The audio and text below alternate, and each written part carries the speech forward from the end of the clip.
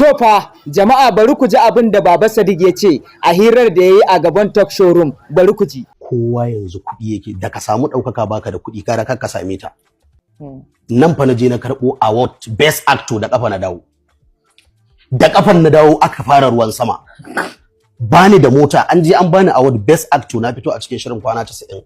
A lokacin na samu lead character.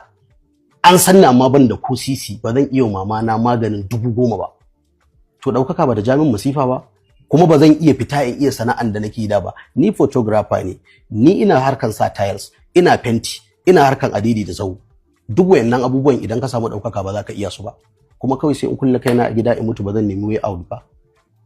Ai dole ne ma kaina mafita. To zuwan monetization ne, duk wanda ya ganni yanzu a media ina trending, wallahi zuwan monetization ne. To fa wannan abin da Baba Sadiq ya faɗa ya jawo cece-kuce a cikin al'umma, musamman ma matasa. Sai matasa suke cewa wai ta yaya ma dama za a ce ka samu ɗaukaka, duniya ta san ka, kuma a ce baka da kuɗi. Sai na ce tabbas hakan zai iya faruwa ma.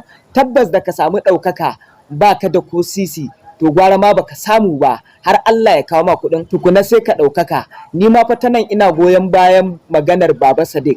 Ni ma na yadda da wannan magana tashi. To daga ƙarshe dai Baba Sadiq mun ji hira kuma ta yi kyau kuma ta yi ma'ana kuma mun ƙaru mun ɗau darasi. Kuma daga ƙarshe muna ma congratulation for Facebook monetization.